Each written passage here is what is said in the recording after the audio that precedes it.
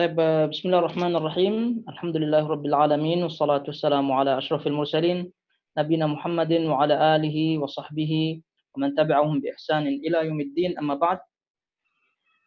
Ayyuhal ikhwatul akhawat, jamaah semua yang dirahmati Allah Subhanahu wa taala di mana saja antum berada.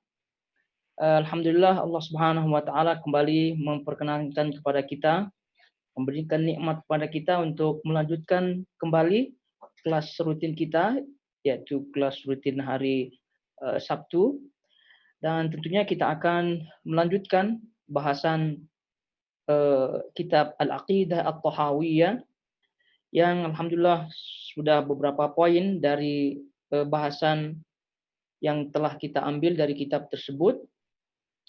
Tentunya harapannya kepada kita semua untuk tetap murajaah apa yang pernah kita dapatkan, terutama daripada kaedah-kaedah yang ada yang berkaitan dengan bahasan, yakni kaitannya dengan asma was sifat.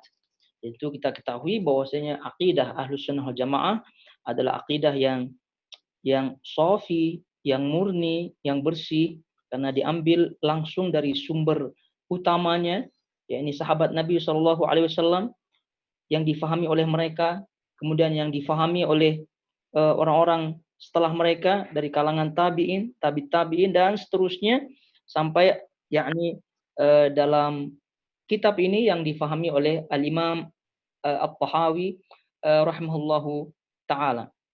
Baik, ayo ikhwan semuanya, kita lanjutkan. Ini sudah lama kita jeda ya. Jadi kita ini sampai mana ini? Poin yang keberapa? 13. Poin 13 ya. Terakhir. Taib. Jadi apa yang disebutkan oleh Al-Imam At-Tahawi rahimahullahu taala adalah berkaitan dengan yakni akidah Ahlus Sunnah wal Jamaah, kaitannya dengan asma was sifat. Dan sementara kita ketahui bahwasanya asma was sifat adalah bagian daripada tauhid muslim, tauhid seorang mukmin yang harus diluruskan, yang harus dimurnikan, sebagaimana halnya tauhid yang lainnya seperti tauhid rububiyah, tauhid uluhiyah. Jadi oleh karena itu apabila tauhid asma wa sifat atau akidah yang berkaitan dengan asma wa sifat ini kurang, maka tauhidnya pun berkurang.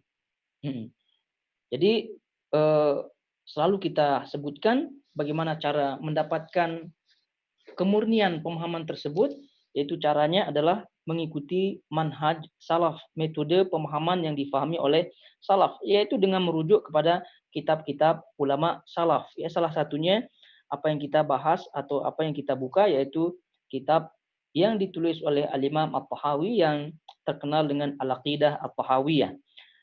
Baik, kalau kita lihat kembali dengan cepat kita membaca apa yang beliau sebutkan di situ. Poin yang pertama yang berkaitan dengan keesaan Allah Subhanahu wa taala, yakni kata beliau, naqul fi tauhidillah mu'taqidin bi taufiqillah innallahu wahid la syarikalah. Kata beliau, kami berkata tentang tauhid kepada Allah, yakni yang beliau yakini dengan taufik dari Allah, meyakini bahwa Allah itu satu, tidak ada sekutu baginya. Dan ini adalah tentu sangat-sangat wadih sekali dari kalimah la ilaha illallah. Inilah yakni yang kita harus yakini bersama, la syarikalah. Cuma konsekuensinya, yaitu banyak di antara kaum muslimin yang belum mengetahui atau tidak mau mengetahui, dan bahkan kebanyakan yang kita lihat adalah malah menyelisihi konsekuensi daripada yakni tauhid la ilaha illallah itu sendiri. Kemudian kata beliau yang kedua, tidak ada sesuatu pun yang serupa dengannya. Sudah kita sebutin kaidahnya. Yang ketiga, tidak ada sesuatu pun yang bisa melemahkannya. Innallaha ala kulli syai'in qadir. Yani Allah memiliki qudrah, kekuasaan, kemampuan yang yakni dengan kemampuan tersebut tidak ada satu pun yang boleh atau yang bisa melemahkannya. Wala ilaha ghairuh, tidak ada sembahan yang berhak diibadahi selain Dia. Yang dah kita sebutkan kaitan dengan makna la ilaha illallah, yaitu rukunnya, kemudian syaratnya, dan juga kaitannya dengan syarat-syaratnya yang pernah kita lalui bersama. Kemudian kata beliau, qadimun bila ibtida, daimun bila intiha. maha terdahulu tanpa permulaan, maha abadi tanpa akhir. Ya tentu yakni istilah seperti ini yang beliau sebutkan adalah sama seperti istilah ahli kalam yang lainnya. Namun tentu pernah kita sebutkan maksudnya adalah yakni supaya lebih difahami. Kalau tidak, maka istilah dalam bab ini maha terdahulu tanpa permulaan, maha abadi tanpa akhir, yaitu adalah al-awwalu wal akhir. Ada dalam surah Al-Hadid itu wal awwalu wal akhir.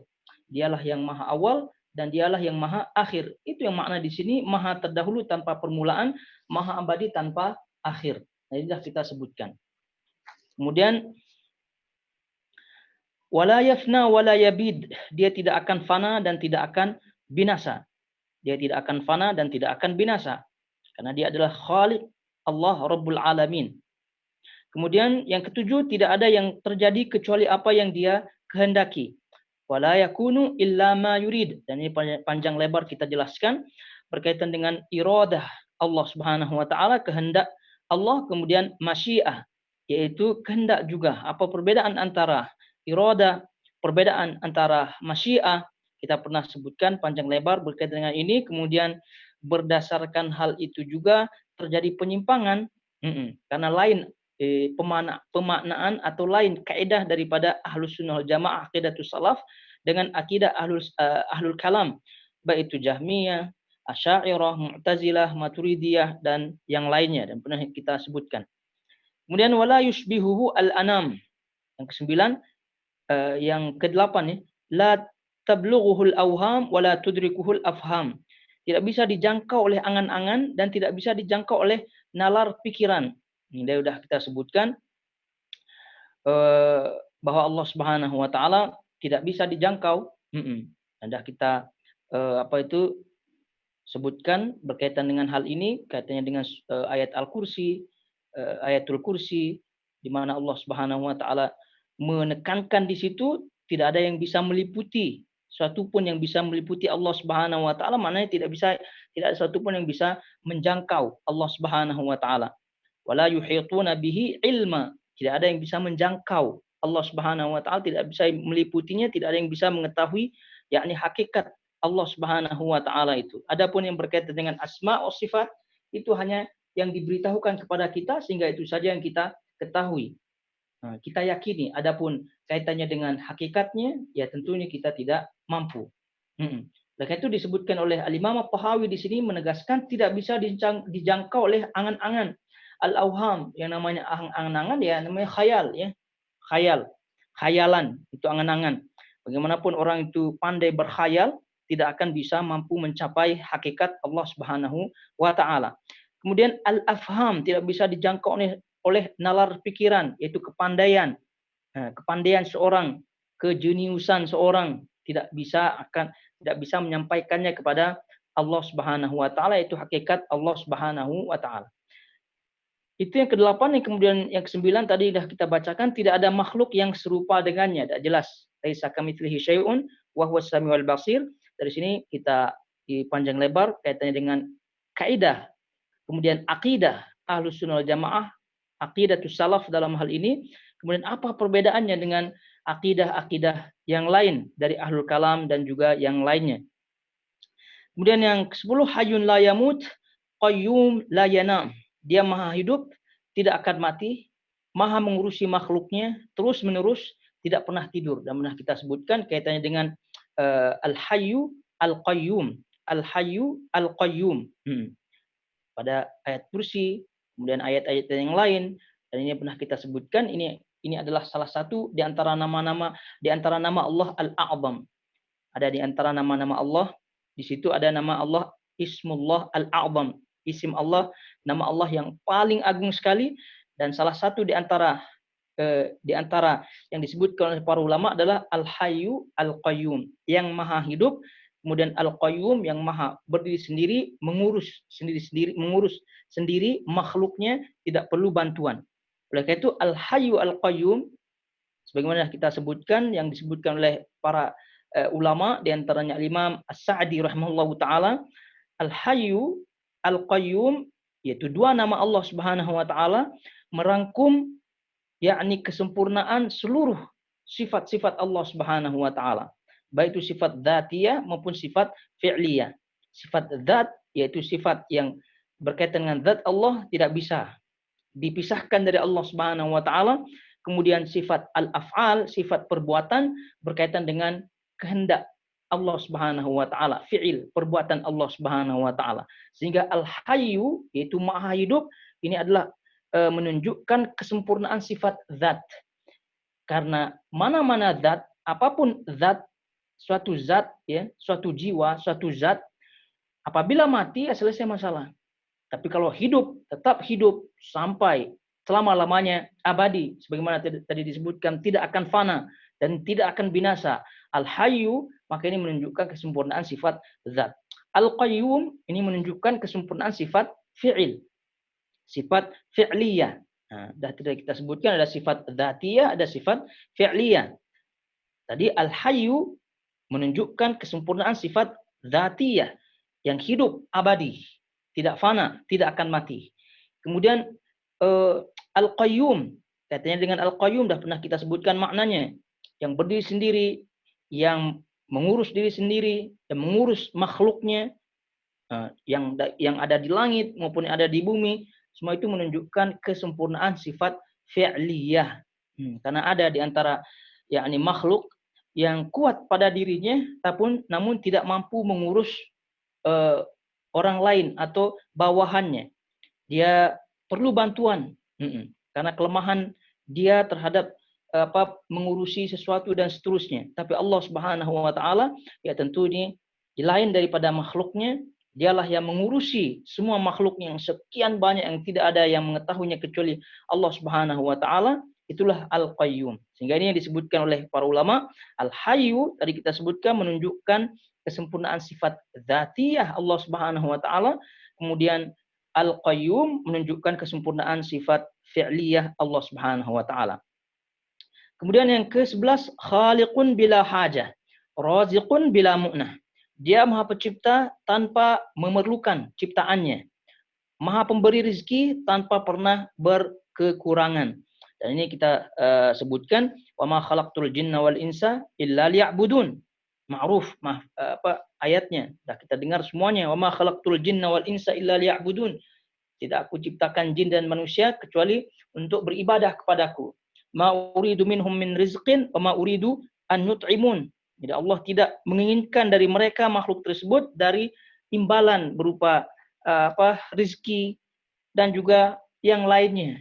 Allah Subhanahu wa taala tidak memerlukan imbalan, sehingga beliau mengatakan di sini Allah menciptakan makhluknya bukan karena Allah memerlukan makhluknya, bukan karena Allah membutuhkan makhluknya, tidak, tapi justru makhluknya memerlukan Allah Subhanahu wa taala. Oleh karena itu Allah Subhanahu wa taala menciptakan makhluknya untuk beribadah, untuk tunduk kepada Rabbul Alamin, untuk tunduk kepada Allah Subhanahu wa taala. Sehingga yakni orang-orang yang menyatakan dirinya bebas gitu ya dalam di dunia ini, maka ini keliru. Orang-orang yang bebas, orang-orang yang merdeka, yang sesungguhnya adalah mereka-mereka yang bertauhid kepada Allah Subhanahu wa taala. Kenapa orang-orang yang bertauhid kepada Allah Subhanahu wa taala dikatakan orang-orang yang paling merdeka di antara makhluk-makhluk Allah Subhanahu wa taala? Padahal kalau kita lihat susah hidupnya bagi orang yang tidak mengerti, tidak memahami hakikat yakni ibadah tersebut.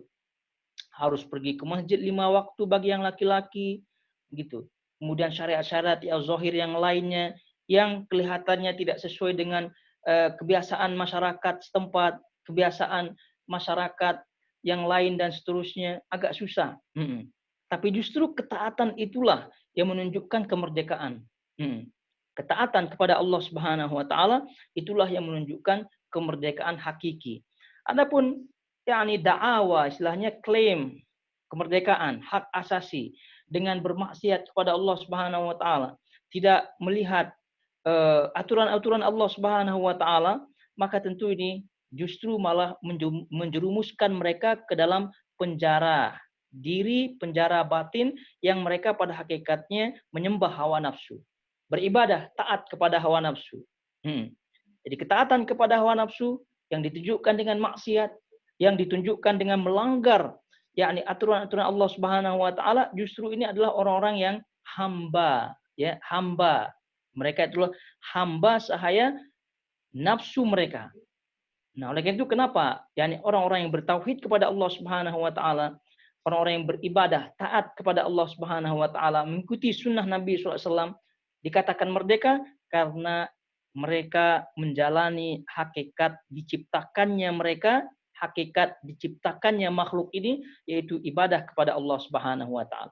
Dan itu kalau kita mengerti hal ini, maka insya Allah kita akan tenang dalam kehidupan, kita akan enjoy, ya, menikmati kehidupan kita ini. Nah, karena ada orang merasa ketika dikatakan atau mengaji kajian tauhid, kajian sunnah berat. Kenapa berat? Ya karena mereka tidak mengetahui hal ini. An-nas a'da'u ma jahilu, kata pepatah Arab. Jadi orang-orang itu memusuhi apa yang mereka tidak mengetahui. Apa yang mereka tidak ketahui. Ya, biasanya mereka memusuhinya. Jadi akibatnya berat, tidak mau, dan seterusnya.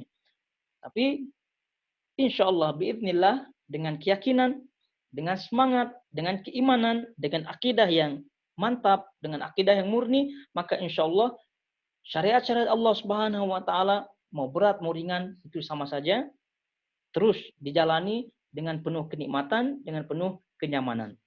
Nah, jadi intinya nomor 11 ini dia Maha Mencipta tanpa membutuhkan, tanpa memerlukan ciptaannya. Ya, Allah Subhanahu wa taala tidak menciptakan makhluk karena Allah memerlukan makhluknya, tidak.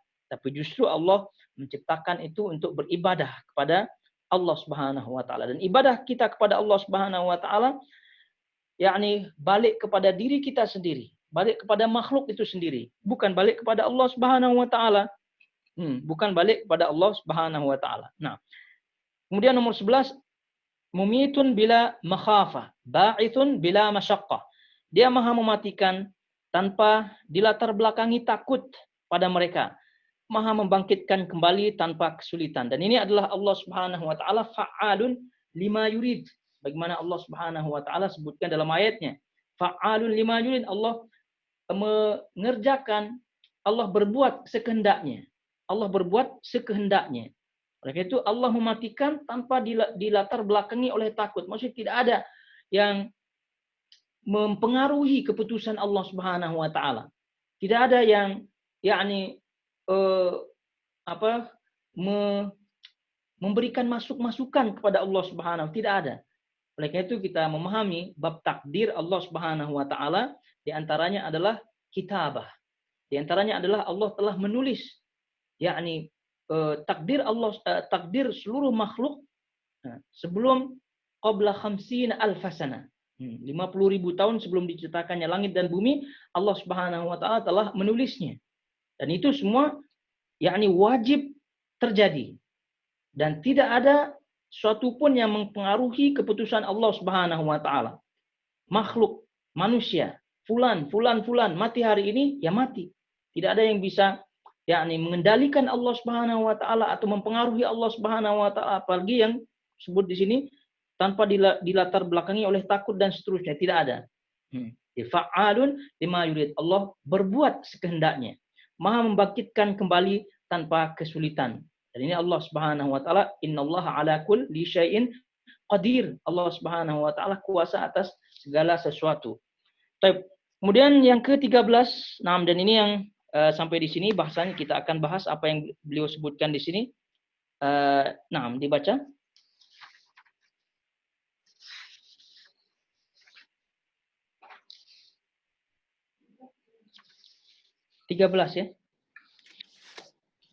Ya. Ya, Assalamualaikum Ustaz.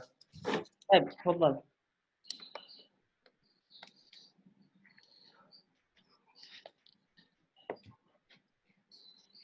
Yang 13 ya.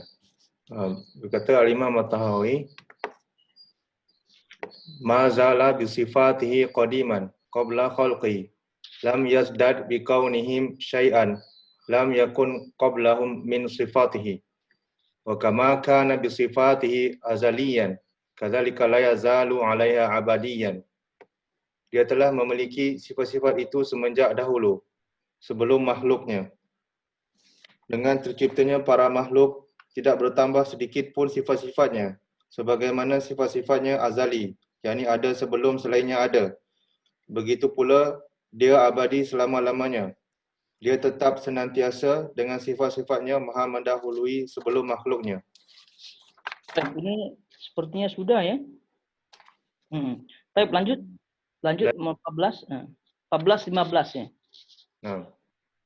Laisa mundu khalaqal khalqa istafada isma al-khaliqin wala bi ihdathi al-bariyah istafada isma al-bari.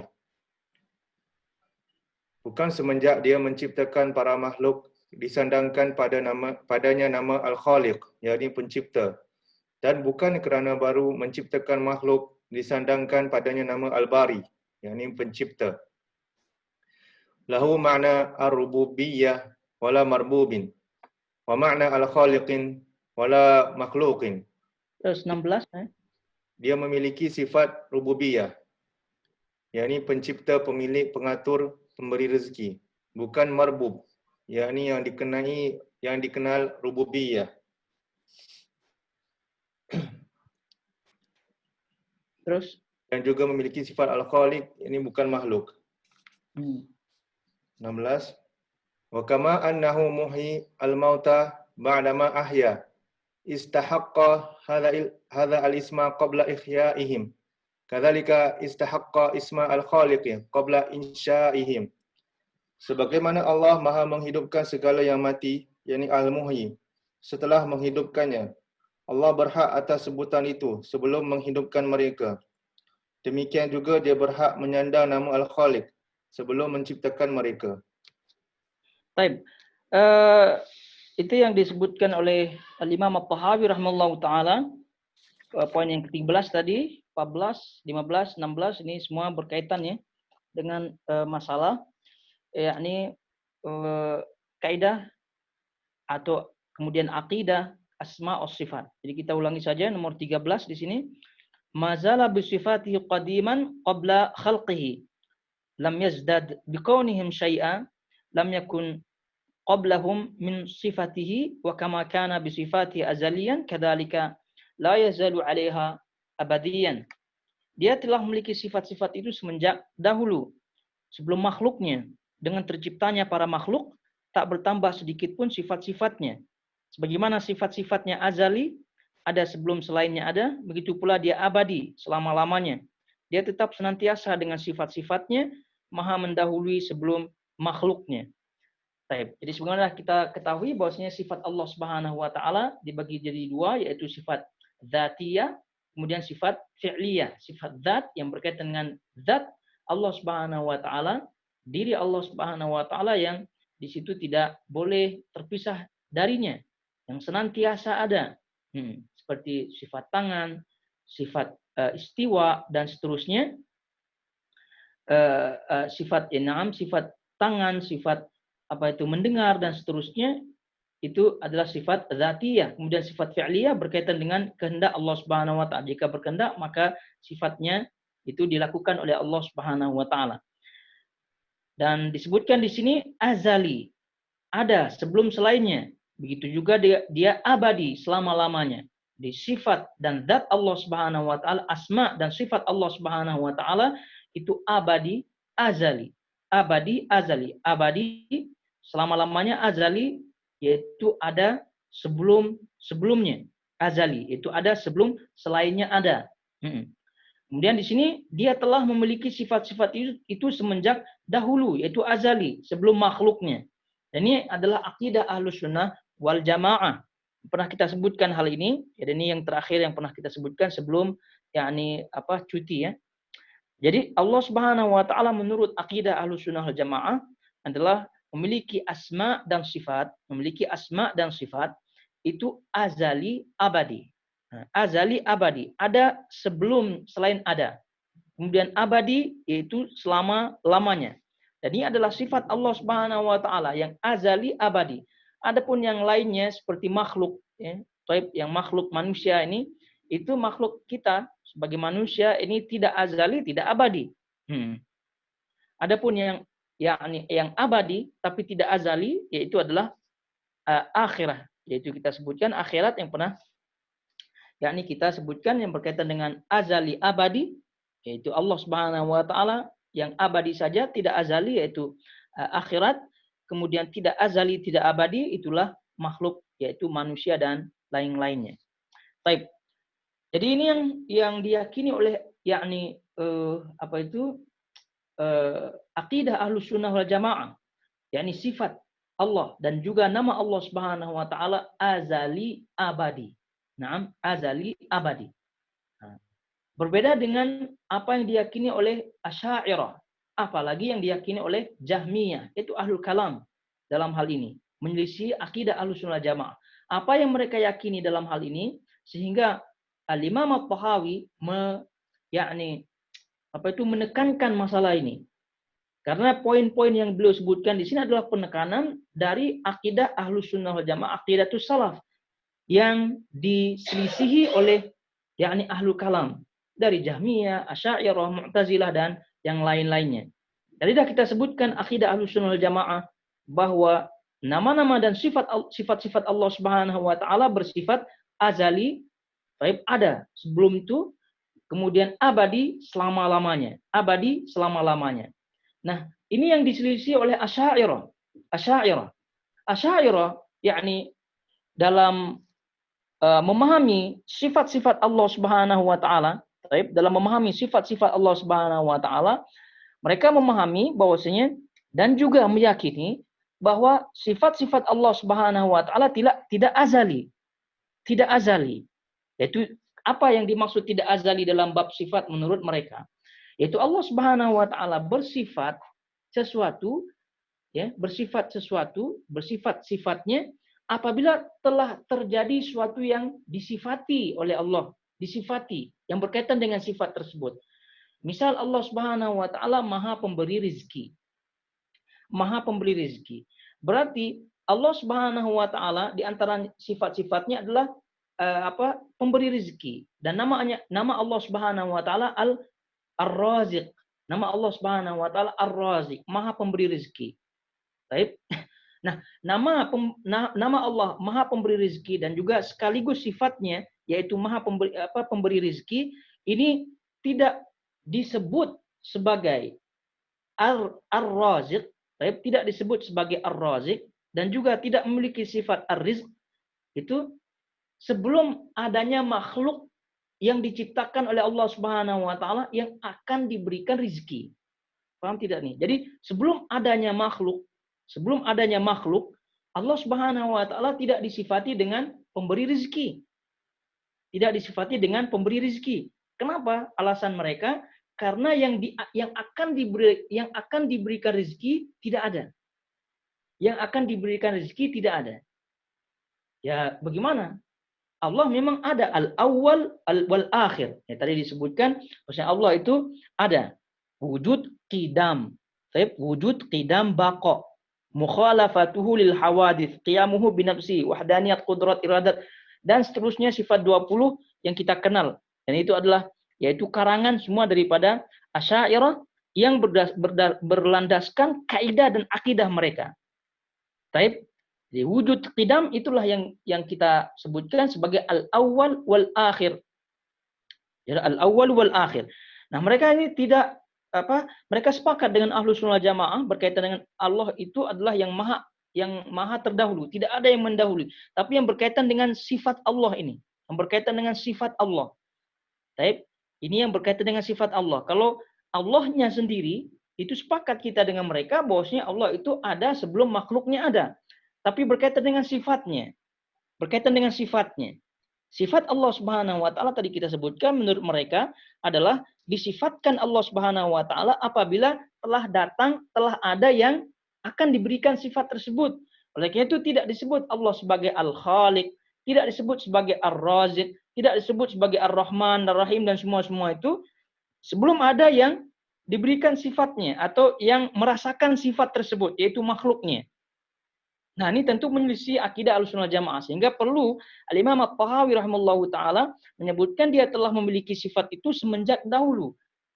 Baik itu sebelum adanya makhluk atau sebelum atau sesudah adanya makhluk, itu Allah disifati dengan sifat tersebut. Dan ini adalah akidah Ahlussunnah Jamaah. Dan ini pegang baik-baik bahwasanya yakni perbedaannya sangat tipis sekali ya dengan Asy'ariyah. Perbedaannya dengan tipis sekali. Jadi Allah kalau ditanya, apakah Allah Subhanahu wa taala bersifat dengan suatu sifat yang mana makhluknya belum ada yang akan merasakan sifat tersebut. Jadi menurut ini kan mereka ini akalnya begitu ya. Mereka ini akal saja. Oleh karena mereka itu berdasarkan yakni akal, maka disebut ahli kalam. Ahlussunnah wal Jamaah yakni memahami yakni sifat Allah Subhanahu wa taala itu ada semenjak dahulu dari nama Allah Al-Awwal wal Akhir. Dialah yang maha awal, dialah yang maha akhir. Jadi kalaulah Allah Subhanahu wa taala, kalau Allah Subhanahu wa taala sudah ada, maka mustahil tidak dibarangi, tidak diikuti dengan sifatnya. Tidak dibarangi dengan sifatnya. Dan ini juga fakta kita lihat bersama ya, manusia sejak lahir ada yang sifat atau sejak kecil ya sifat pemurah. Walaupun tidak ada yang diberikan atau tidak ada yang akan tolong dibantu, tapi ada yang namanya sifatnya sudah ada, sifat pemurah. Atau ada sifat pemarah, walaupun belum ada yang akan dimarahi. Dan ini ya ini masuk akal. Dan ini sempat masuk akal. Tapi bagi mereka tidak masuk akal karena ya tadi menyerupai makhluknya dan seterusnya. Jadi ini akidah Asy'ariyah yang menyelisih akidah Ahlussunnah wal Jamaah. Maka itu sekali lagi ya telah memiliki sifat yakni Allah Subhanahu wa taala. Sifat-sifat itu Allah memiliki semenjak dahulu, azali, sebelum makhluknya, yaitu baik itu sebelum diciptakannya makhluk. Ini perbedaan antara akidah Asy'ari dan yang lainnya, apalagi dengan Jahmiyah. Dengan terciptanya para makhluk, tak bertambah sedikit pun sifat-sifatnya sebagaimana sifat-sifatnya azali. Jadi Allah Subhanahu wa taala baik itu ada atau baik itu belum ada maupun setelah ada makhluk yang diciptakan sifatnya telah tegak berdiri. Maka tadi disebutkan Al-Hayyu Al-Qayyum. Al-Hayyu Al-Qayyum. Walaupun sebelum ada makhluknya Allah bersifat Al-Qayyum. Allah namanya Al-Hayyu, Allah namanya Al-Qayyum begitu. Nah, ini yang diselisih oleh yakni Asy'ariyah. Kenapa demikian? Ini juga kita akan lihat yakni alasan-alasannya. Kenapa mereka demikian dan juga apa akidah dan kaidah Ahlussunnah Jamaah dalam bab ini. Kita lihat yang ke-14. Laisa ba'da khalqil khaliq istifada isma al-khaliq wala bi ihdathil bariyah istifada isma al-bari. Bukan setelah menciptakan makhluk Allah mendapat nama al-khaliq yaitu pencipta. Bukan pula karena membuat makhluk al-bariyah, yaitu al-bari. Jadi al-khaliq, al-bari ini pencipta. Ini nama Allah Subhanahu wa taala. Kemudian Allah mendapatkan nama al-bari, yaitu pencipta. Tidak demikian. Nah, ini sebagai penegasan poin yang ke-13 bahwasanya Allah Subhanahu wa taala yaitu Allah Subhanahu wa taala tidak dinamakan al-khaliq, tidak dinamakan al-bari, apabila sebelum adanya makhluk, bukan demikian. Tapi baik makhluknya belum ada maupun setelah ada, Allah tetap al-khaliq, Allah tetap al-bari. Dan ini yang tadi kita sebutkan diselisihi oleh Asy'ariyah, dan juga ahlu kalam yang lainnya. Kenapa mereka sampai demikian? Karena bagi mereka sifat-sifat ini adalah hadis. Sifat-sifat ini adalah hadis. Hadis maknanya baru. Ya, hadis maknanya baru. Ya, suatu yang baru ini adalah datang setelahnya. Suatu yang baru ini adalah datang setelahnya. Oleh karena itu dalam hal ini kalau kita lihat sifat 20 yang disebutkan oleh yakni Asy'ariyah di zaman sekarang apa? Wujud, qidam, baqa, mukhalafatuhu lil hawadits. Ini apa? Kita lihat, kita cek apa makna mukhalafatuhu lil hawadits ini. Sehingga para ulama salaf di kalangan Ahlussunnah wal Jamaah, ulama salaf tidak menggunakan mukhalafatuhu lil hawadits. Tidak menggunakan mukhalafatuhu lil hawadits. Ya cukup laisa kamitslihi syai'un, sebagaimana yang disebutkan oleh Allah Subhanahu wa taala. Allah tidak serupa dengan sesuatu. Nah, ini mereka menyebutkan mukhalafatuhu lil hawadits, yaitu berlainan dengan al hawadits. Hawadits jamak hadis, yaitu suatu yang baru. Suatu yang baru. Para ulama salaf tidak menggunakan lafaz atau kalimat ini untuk mengkhabarkan sifat Allah Subhanahu wa taala. Karena sifat 20 ini kebanyakannya khobar ya, bukan sifat Allah Subhanahu wa taala. Apa perbedaan antara sifat dengan khobar? Kalau sifat itu harus berlandaskan dengan Al-Qur'an dan Sunnah, berdasarkan dalil. Kita sebut ini sifat-sifat Allah Subhanahu wa taala. Nah, tapi kalau khobar, berita, tidak mesti harus berdalil, tidak mesti harus dalil, tapi sesuai dengan makna dalil, Ya, contoh wujud, tidam, baqa, mukhalafatul. Ini semua tidak disebut yakni dalam nas. Lafaznya tidak disebut dalam nas. Tapi boleh apa tidak kita mengkhabarkan Allah sebagai wujud, ada, tidam, terdahulu, baqa, kekal. Boleh apa tidak? Boleh. Karena ini mimbab khobar. Karena khobar ini lebih luas. Lagi itu, yakni kebanyakan sifat 20 ini bukan sifat Allah Subhanahu wa taala, tapi khobar, berita tentang Allah Subhanahu wa taala. Berita tentang Allah Subhanahu wa taala. Nah, kembali bahwasanya disebut di sini mukhalafatuhu lil hawadits. Ya, Allah tidak sama dengan hawadits, menyelisihi hawadits, yaitu suatu hal yang baru, hawadits. Ya, termasuk hal yang hawadits ini adalah sifat. Termasuk hal yang hawadits adalah makhluk. Makhluk ini baru. Baru, makhluk, hawadits. Sehingga sifat menurut Asy'ariyah dan juga Ahlul Kalam, sifat termasuk hal yang hawadits. Termasuk hal yang baru. Hawadits. Ya, maka hawadits ini lain dengan Al-Khaliq, pencipta, yaitu Allah Subhanahu wa taala. Sehingga tidak heran tadi kita sebutkan akidahnya adalah Allah tidak disifati azali, tapi disifati setelah ada, gitu ya. Setelah ada yang merasakan sifat Allah Subhanahu wa taala dalam hal ini makhluknya, maka baru setelah itu Allah disebut sebagai disebut yakni sifatnya. Tapi sebelum ada makhluknya Allah tidak disebut. Kenapa demikian? Karena sifat ini adalah hawadits. Sifat ini adalah hawadits. Bagi mereka adalah hawadits. Maka tadi disebutkan kaedahnya khobar yang disebut atau sifat 20 istilah mereka mukhalafatul hawadits. Allah itu tidak sama dengan hawadits, mukhalif. Lain, berlawanan dengan hawadits. Maka oleh karena itu kalau Allah Subhanahu wa taala disifati sebelum adanya makhluk sebagai Al-Khaliq, maka ini nanti sama dengan hawaditsnya.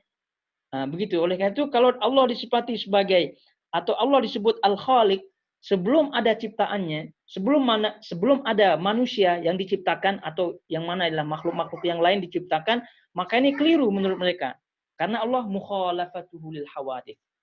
Allah itu mukhalif lil hawadits. Ini keliru. Oleh karena itu para ulama salaf tidak menggunakan kalimat ini. Karena kalimat ini boleh berarti yakni boleh bermakna benar, boleh bermakna salah. Bisa bermakna benar, bisa bermakna salah. Jadi kalimat mukhalafatul lil hawadits kenapa tidak dipakai oleh kalimat ulama salaf? Karena bisa bermakna benar, bisa bermakna salah. Jadi oleh karena itu kalau mengkhabarkan Allah sebagai mukhalafatul lil hawadits, apa maksudnya? Kita tanya apa maksudnya mukhalafatul lil hawadits? Begitu. Jadi kalau makna mukhalafatul lil hawadits, Allah tidak sama dengan makhluknya, karena makhluknya ini adalah hawadits semua, ya, hawadits semua, makhluk Allah, baru-baru semua ini makhluk Allah datang setelah Allah Subhanahu wa taala, tidak sama dengan Allah. Kemudian Allah tidak bersama makhluknya, Allah ba'in, yakni min khalqih, Allah itu yakni berbeda dengan makhluknya, maka kalau dengan makna seperti ini benar, mukhalafatul hawadits. Tapi kalau makna yang tadi mukhalafatul hawadits, yakni yang dimaksud adalah sifat-sifat Allah adalah hawadits, suatu hal yang baru sehingga berkonsekuensi kita sebutkan sifat Allah dan nama Allah tidak azali, maka ini yang keliru. Oleh karena itu, karena lafaz mukhalafatul hawadits boleh dua makna yang tadi disebutkan, makna benar dan makna salah, maka para ulama salaf tidak memakai. Nah, tapi masalahnya kebanyakan Asy'ariyah di Nusantara tidak paham apa makna mukhalafatul hawadits ini. Itu maknanya. Jadi mereka tidak paham apa sebalik, sama dengan kalam. Kan sering kita sebut di antara awam, ya. Awam orang-orang di Nusantara kita tidak paham. Jadi yang penting Al-Qur'an kalamullah, begitu. Al-Qur'an kalamullah. Oleh karena itu, kalau kita lihat penjelasan para ulama bahwasanya kalamullah yang difahami oleh Asy'ariyah dengan kalamullah yang difahami oleh Ahlussunnah Jamaah Aqidatus Salaf tidak sama. Kalau yang disebut kalamullah oleh Ahlussunnah Jamaah, yakni pemahaman salaf, kalamullah maknanya adalah lafaz Allah Subhanahu wa taala. Semua huruf-hurufnya itu semua Allah Subhanahu wa taala. Kalam, ucapan Allah Subhanahu. Tapi mereka menyebutnya apa? Kalamun nafsi. Kalam yang ada dalam hati. Nah, ucapan yang ada dalam hati. Adapun huruf-hurufnya itu adalah apa? Ibarat saja. Ibarat, bukan kalam yang hakiki.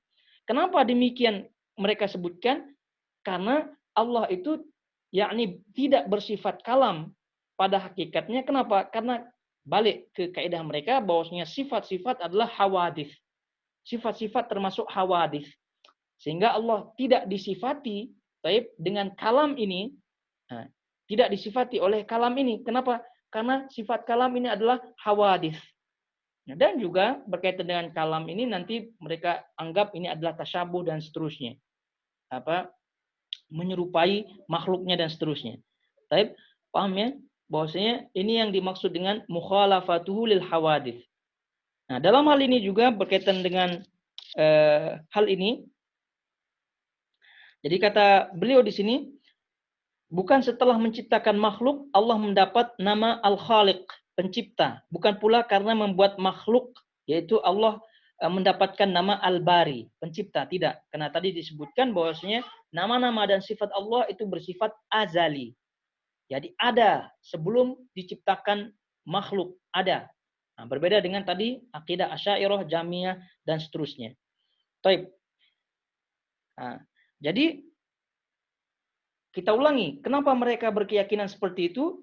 Karena seluruh selain Allah Subhanahu wa taala, semua selain Allah Subhanahu wa taala itu hawadits, haditsah. Hadis, suatu hal yang baru. Nah, termasuk sifat-sifat itu adalah hal yang baru. Nah, maka tadi disebutkan mukhalafatuhu lil hawadits. Nah, yaitu Allah menyelisihi yang baru-baru, yang baru. Jadi oleh karena itu sifat Allah karena baru, jadi tidak mungkin Allah Subhanahu wa taala bersifat sebelum ada makhluknya, Dan berkaitan dengan hal ini, yaitu ada yakni permasalahan yang berkaitan dengan tasalsul al-hawadits. Tasalsul al-hawadits ada dalam yakni bahasan dalam ini yang dibahas yang berkaitan dengan apa? Tasalsul al-hawadits. Nah, yaitu istimrar, kelanjutan al-hawadits. Apakah al-hawadits atau al-hadits ini berkelanjutan apa tidak? Berkelanjutan apa tidak? Nah, ada kemudian berkelanjutan apa tidak? Apakah al-hawadits ini berkelanjutan atau ada dan berkelanjutan apa tidak? Nah, ini yang dibahas oleh para ulama, baik itu akidah Ahlussunnah Jamaah bagaimana, dan juga akidah Asy'ariyah bagaimana. Taib. Ya, ini tentu bahasan kalam ya, bahasan kalam saja. Kalau tidak ya cukup dengan dalil-dalil yang ada kita fahami. Tapi kita sebutkan seperti ini supaya tahu seluk-beluknya begitu ya, seluk-beluk akidah mereka. Kenapa mereka tidak menerima begitu seperti akidah Ahlussunnah, aqidatus salaf? Kenapa? Tadi sedikit sudah kita sampaikan berkaitan dengan al-hawadits atau hadis.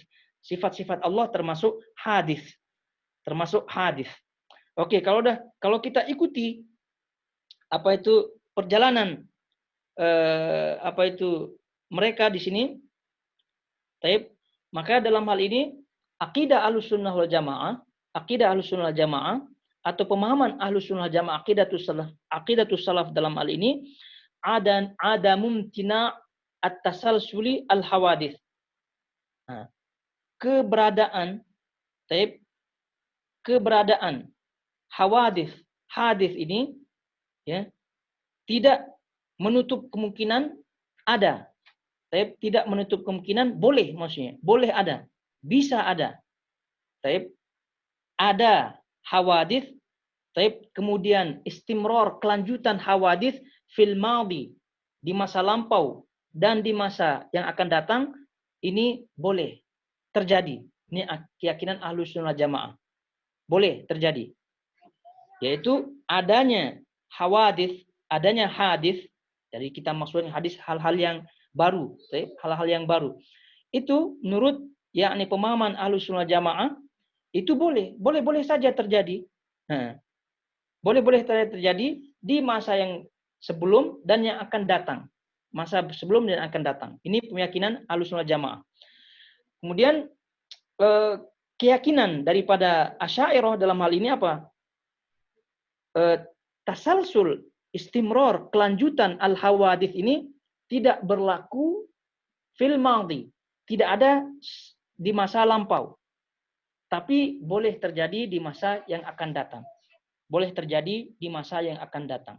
Adapun Jahmiyah, mereka berpendapat bahwasanya yakni kelanjutan daripada hawadits ini tidak ada, baik itu yang di masa lampau maupun yang akan datang. Nah, kita tidak berbicara panjang lebar, kita langsung kepada contoh dalam yakni sifat Allah Subhanahu wa taala. Sifat fi'liyah bagi Allah, sifat fi'il bagi Allah, kita tahu adalah sifat kehendak bagi Allah. Dan sifat kehendak bagi Allah Subhanahu wa taala ini adalah selalu maksudnya adalah apabila Allah berkehendak, maka Allah akan berbuat. Maka ketika itu baru, itu tidak. Ketika itu baru.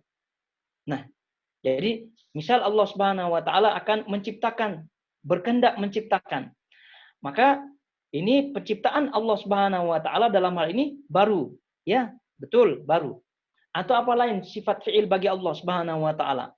Berkata, kalam pun demikian. Apa sifat fi'il bagi Allah yang berkaitan dengan kehendak Allah Subhanahu, turun bagi Allah Subhanahu wa taala. Turun bagi Allah Subhanahu wa taala. Jadi ketika Allah berkehendak turun, ketika Allah turun, ya tentu baru. Turunnya Allah Subhanahu wa taala ketika turun, kehendaknya itu baru. Benar baru. Oke, ini yang dimaksud dengan hawadits dalam bab ini. Nah, kita ulangi permasalahannya. Apakah yakni baru dalam hal ini itu boleh ada sebelum kehendak tersebut dan boleh berkelanjutan setelah kehendak tersebut, yakni Allah Subhanahu wa taala bisa disifati, boleh disifati dengan sifat tersebut sebelum melaksanakan perbuatannya, boleh apa tidak? Dan juga apakah boleh Allah Subhanahu wa taala sifatkan setelah Allah Subhanahu wa taala melakukan sifat tersebut, yaitu fil mustaqbal, yaitu di masa yang akan datang. Boleh apa tidak? Ahlussunnah Jamaah tadi kita di awal menyebutkan boleh. Baik, boleh. Tasalsul hawadits fil madhi wal mustaqbal, yaitu hawadits atau hawadits ini boleh ada di masa lampau, berkelanjutan, baik, di masa yang akan datang, boleh. Maka berdasarkan pemahaman seperti ini, Ahlussunnah menyatakan sifat-sifat Allah Subhanahu wa taala azali. Nah, balik kepada pemahaman yang tadi. Sifat Allah Subhanahu wa taala azali. Nah, jadi azali, yaitu maknanya apa? Hawadits, yaitu kehendak Allah Subhanahu wa taala boleh. Sah-sah saja, boleh. Fil madhi, sebelum Allah Subhanahu wa taala berkehendak, sebelum Allah menciptakan, itu Allah telah disifati, boleh terjadi.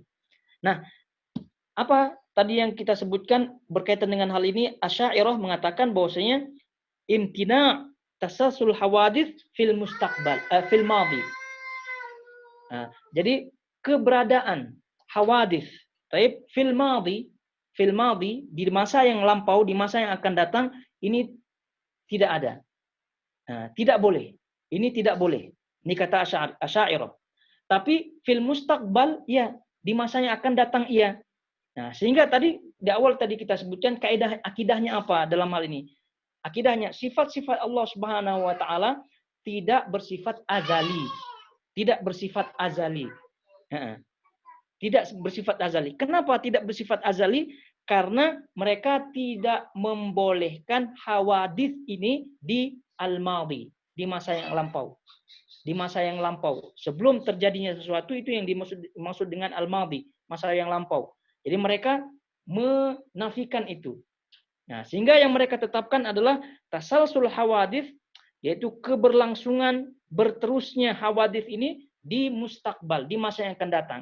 Sehingga ketika Allah menciptakan manusia, ketika Allah menciptakan, ketika Allah berkata, walaupun perkataan kalam yang seperti mereka fahami, nah ketika itu Allah boleh disifati dan istimrar berkelanjutan, berkesinambungannya hawadits, suatu hal yang baru, kehendak Allah Subhanahu wa taala di masa yang akan datang terus berlanjut. Nah, karena terus berlanjut, boleh Allah Subhanahu wa taala disifati dengan sifatnya. Paham ini? Nah, itu. Jadi ini seluk-beluknya gitu ya. Ini kita sebutkan supaya tahu seluk-beluknya. Nah, ini namanya juga alul kalam, ya permainan perkataan-perkataannya. Sehingga ada dasar yakni akidahnya. Jadi kita ulangi bahwasanya tasalsul al-hawadits, berkelanjutannya hawadits, suatu hal yang baru, dalam hal ini sifat-sifat Allah Subhanahu wa taala, itu boleh apa tidak di masa lampau atau sebelum terjadinya kehendak Allah Subhanahu wa taala atau sebelum diciptakannya sesuatu, boleh apa tidak? Ahlus Sunnah mengatakan boleh. Dan berkelanjutan apa tidak di masa yang akan datang? Iya, oleh karena itu sifat Allah azali abadi. Nah, sifat Allah azali abadi. Tapi Asy'ariyah boleh apa tidak Allah Subhanahu wa taala yakni hawadits hawadits suatu hal yang baru boleh terjadi apa tidak sebelum al-madhi, yaitu masa yang lampau, kata mereka tidak boleh. Konsekuensinya adalah Allah tidak dinamakan, tidak disifati sebelum terjadi. Sebelum terjadi. Kenapa? Kan tadi kita sebutkan mukhalafatuhu lil hawadits. Nah, ini dia maksudnya di situ. Mukhalafatun. Tentu hal ini diketahui oleh para ulama-ulama mereka ya. Tapi kalau awamnya ya mereka tidak paham dalam hal ini. Itu yang disebut dengan mukhalafatul hawadits. Kenapa mereka pilih kata mukhalafatul hawadits? Yang seperti itu. Karena ada maksudnya di balik itu. Tidak hanya Allah tidak sama dengan makhluknya. Kalau yang itu ya sudah paham semua. Tapi di balik itu ada yakni maksud yang mendalam yang mereka maksudkan seperti ini. Bahwasanya Allah Subhanahu wa taala mukhalafatul hawadits fil madhi. Allah Subhanahu wa taala yaitu tidak sama, tidak boleh disifati dengan sesuatu yang baru sebelum terjadi hal yang baru, yaitu kehendak Allah, ciptaan Allah dan seterusnya. Maka sebelum Allah menciptakan, Allah tidak disebut al-khaliq. Sebelum Allah memberikan rezeki, Allah tidak disebut ar-razik dan seterusnya. Tapi setelah Allah memberikan rezeki, setelah Allah menciptakan, maka baru setelah itu Allah disebut al-khaliq. Dan istimrar. Dan berkelanjutan setelahnya fil mustaqbal, yaitu di masa yang akan datang. Itu dia yang dimaksud dengan yakni perihal berkaitan dengan mukhalafatul lil hawadits. Sehingga Imam At-Tahawi di sini dan juga Ibnu Abil Izz Al-Hanafi sebagai yang terkenal dengan Syarih At-Tahawi, yaitu yang mensyarah Tahawi ini, mereka yakni menetapkan dan juga ulama-ulama Ahlussunnah wal Jamaah menetapkan bahwasanya sifat-sifat Allah azali abadi. Dan juga berkaitan dengan hal ini, maka tidak masalah. Boleh yakni berkesinambungannya ya, berkelanjutannya hawadits itu berlaku pada madhi dan juga berlaku pada mustakbal yang akan datang. Nah, jadi selagi ini akidah Ahlussunnah wal Jamaah, pemahaman Ahlussunnah wal Jamaah bahwa berkelanjutannya hawadits itu boleh dimulai daripada madhi yang lampau, yaitu sebelum terjadi, dan juga al-mustaqbal, yaitu setelah yang terjadi. Jadi Allah sifatnya sekali lagi azali abadi. Walaupun sebelum ada makhluk yang diciptakan, Allah tetap al-khaliq. Allah tetap al-bari. Nah, setelah Allah menciptakan suatu, Allah pun dinamakan Al-Bari, Al-Khaliq, dan seterusnya, istimrar, berkelanjutan, sebelum dan sesudahnya. Taib. Selanjutnya yang 15, lahu makna rububiyah wala marbub, wa makna al-khaliq wala makhluk. Allah memiliki sifat rububiyah semenjak makhluk yang Tuhan belum ada, dan memiliki sifat mencipta sebelum ada ciptaan, yaitu makhluk. Ini yang kita sebutkan tadi, ini penekanan-penekanan semua ya. Ini penekanan-penekanan semuanya. Jadi Allah sebagai Rabb, sebagai pencipta, sebagai Malik, yakni yang memiliki, yang menguasai. Allah sebagai yang mengatur alam semesta, mengatur semua. Itu makna Rabb. Rabb maknanya pengatur, pencipta, pemilik. Ini semua makna Rabb, termasuk di dalamnya pemberi rizki, yang mematikan, dan semua itu makna Rabb, Allah Subhanahu wa taala. Allah sebagai Rabb, yaitu rububiyah, sifat Allah Subhanahu wa taala. Rabb nama Allah, kemudian sifatnya sebagai rububiyah Allah Subhanahu wa taala itu berlaku sebelum ada makhluk yang diciptakan, sebelum ada makhluk yang akan diurusi, sebelum ada makhluk yang diatur, itu tetap Allah Ar-Rabb. Kenapa? Karena ya hal-hal tadi yang kita sebutkan, azali, abadi, dan juga yakni berkesinambungan, berkelanjutannya hawadits, itu menurut pemahaman akidah Ahlussunnah wal Jamaah boleh fil madhi, di masa yang sebelum, dan juga fil mustaqbal, di masa yang akan datang. Nah, taib, nomor 16, wa kama annahu muhyi al-mauta ba'da ahya istahaqqa hadzal ism qabla ihyaihim, kadzalika istahaqqa ismal khaliq qabla insya'ihim. Ini juga penekanan. Sebagaimana Allah menghidupkan segala yang mati, itu al-muhyi, yaitu maha yang menghidupkan. Setelah menghidupkannya, Allah berhak atas sebutan itu sebelum menghidupkan mereka. Demikian juga Allah berhak menyandang, boleh dinamakan nama Al-Khaliq sebelum menciptakan mereka. Ini semua adalah penekanan daripada yakni kaidah dan akidah tadi yang tadi kita sebutkan. Jadi sebelum ada yang dihidupkan, sebelum ada yang dimatikan, tetap Allah Subhanahu wa taala boleh dinamakan Al-Muhyi. Nah, tapi bagi Asy'ariyah tidak boleh. Tidak boleh, karena menurut pemahamannya berkesinambungannya, taib, suatu hawadits itu ada pada mustakbal saja. Ada pada mustakbal saja. Taib, ada pada mustakbal. Adapun yang madhi, yang sebelum terjadi, itu tidak. Maka itu al-mukhalif, mukhalif lil hawadits. Itu yang maknanya. Mukhalif lil hawadits. Tidak sama dengan hawadits. Oleh karena itu mereka meniadakan hal-hal hawadits sebelum terjadi. Oleh karena itu sebelum ada yang dimatikan, sebelum ada yang dihidupkan, Allah tidak dinamakan al-mumit, al-muhyi wal mumit, tidak. Kenapa? Karena tidak ada makhluk yang dihidupkan, tidak ada makhluk yang dimatikan. Nah, baik, ayyuhal ikhwatul akhwat semuanya, mudah-mudahan apa yang tadi kita sampaikan difahami. Kalau tidak ada, kalau belum faham dan juga permasalahan-permasalahan yang lain, silahkan ditanyakan. Nah, jadi untuk bahasanya kita cukupkan sampai di sini pada poin yang ke-16. Adapun poin yang berikutnya 17 dan selanjutnya kita bacakan pada pertemuan depan insyaallah taala. Nah, jadi kalau ada pertanyaan silahkan.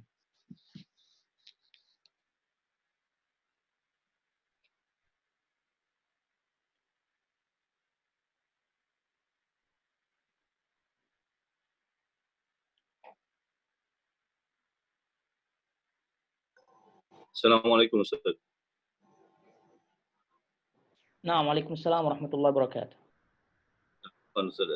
Jadi kesimpulannya kalau dari penjelasan Ustaz, istilahnya kalau Asy'ari ya, berarti dia mereka menolak sifat-sifat yang bersifat baru, Ustaz. Ya, sifat-sifat yang baru. Semua sifat. Mereka menolak sifat-sifat baru, keberadaan sifat-sifat baru, yaitu berkaitan dengan fiil, kehendak, sebelum Allah berkehendak, sebelum Allah berbuat. Tapi setelah berbuat, baru mereka tetapkan sifat tersebut. Ayo. Jazakallah ya Ustaz. Nah, mayak.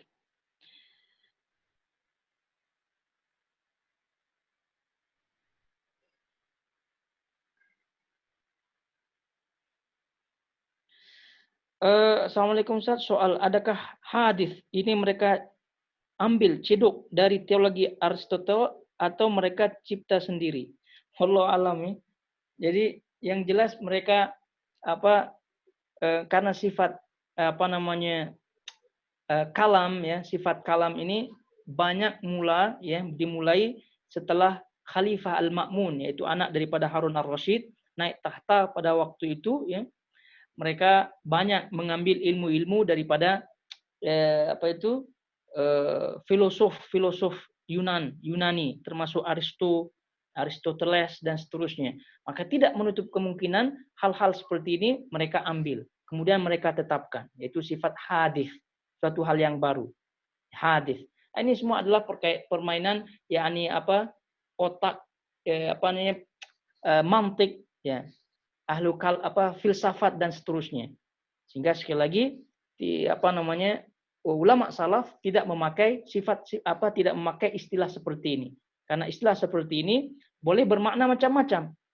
Boleh bermakna macam-macam. Jadi sekali lagi, istilah hadis ini tidak menutup kemungkinan mereka mengambil hal ini daripada ahli filsafat Yunani, daripada Aristoteles, Sokrates dan seterusnya. Ini tidak menutup kemungkinan karena ahlu kalam itu berkembang pesat itu pada masa Al-Ma'mun pada waktu itu, sehingga tidak heran mazhab kerajaan pada waktu itu adalah mazhab Mu'tazilah, karena mereka banyak menerjemahkan kemudian mempelajari buku-buku daripada ahli filsafat dari Yunani dan seterusnya.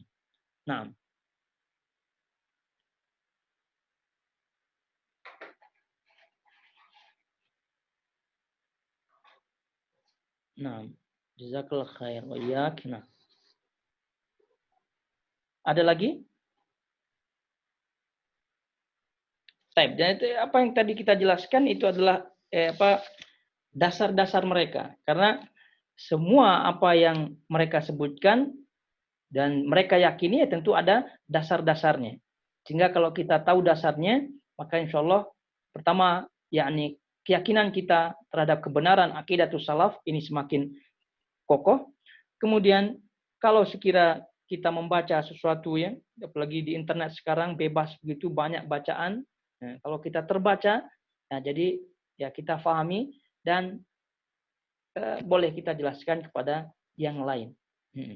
Ya kalau tidak, tadi kita sebutkan awam ya, orang-orang awam di Nusantara tidak paham seperti ini, tidak paham. Karena mereka pahami ya mengikuti ustadz-ustadz mereka saja.